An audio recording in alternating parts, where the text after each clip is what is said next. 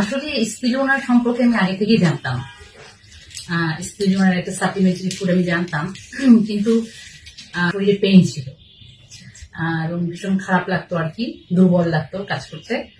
তো যাই হোক, আমি স্পিরুলিনার কথা জানতে পারি এবং সে কারণে আমি স্পিরুলিনা খেয়েছিলাম। আচ্ছা আচ্ছা। তো স্পিরুলিনা যে খাচ্ছ, এতে কি কোনো সাইড এফেক্ট আছে? না না না, নর্মালি স্পিরুলিনার সাইড ইফেক্ট নাই আর কি। আমরা বিভিন্ন জায়গায় বিভিন্ন বক্তব্য যেটা জানি। আর তাছাড়া আমি যে স্পিরুলিনা ব্যবহার করেছি এবং আমি ওর কোনো সাইড ইফেক্ট দেখিনি।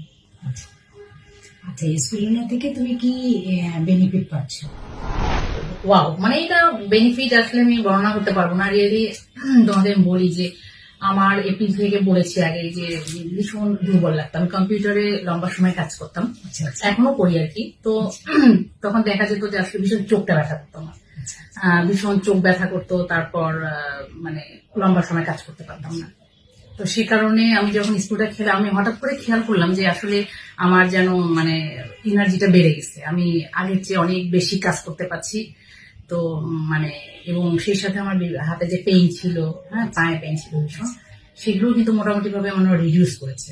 তো আমি আসলে স্পিরুলিনা একটা সাপ্লিমেন্টারি ফুড হিসেবে আমি জানি, কিন্তু পরে যখন আমি একটু রিসার্চ করে দেখলাম যে আসলে এতে কি আছে, তাতে দেখা গেল যে আসলে আমরা অনেক সময় খাবার খাই যে খাবারগুলোতে পুষ্টি আছে, তো আমরা অনেক সময় সে খাবারগুলো নানা কারণে খেতে পারি না।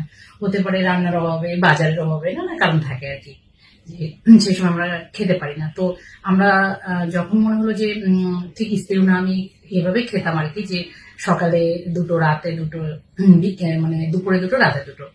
তো আমার খেয়াল করতাম যে যখন আমি খেতে শুরু করেছি, আমি হয়তো ল্যাপটপে কাজ করছি, যে স্পিরুলিনাটা না খেলে আমার মনে হয় যে মানে অনেক সময় দেখো না যে খিদা লাগলে তোমার কিরকম লাগে, খারাপ লাগতে শুরু করে না।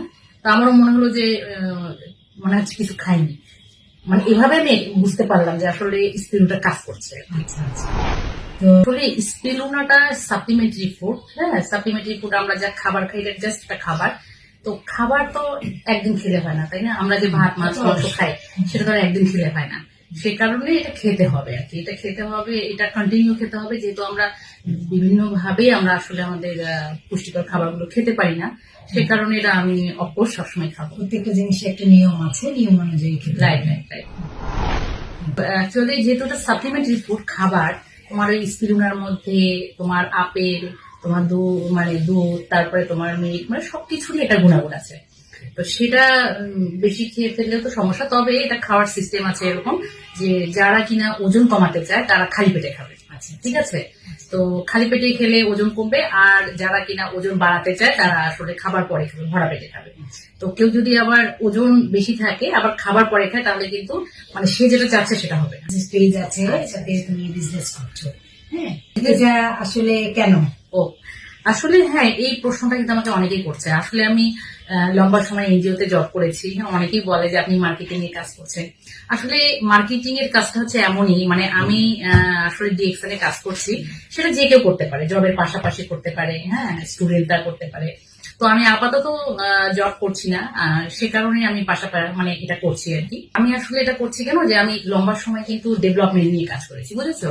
তো আমি নন ফর্মাল প্রাইমারি এডুকেশনে লম্বা সময় কাজ করেছি, ওয়াটার স্যানিটেশন হাইজিনে অনেক সময় কাজ করেছি। এখন আমার মনে হলো যে আমি যে সাপ্লিমেন্টারি ফুডটা খাই, তো সেটাও কিন্তু একটা সচেতনতার ব্যাপার আছে। হ্যাঁ, মানে আমার মনে হয় কি যে এই জিনিসটা মানুষের সাথে শেয়ার করতে পারলে ওনারা উপকৃত হবে।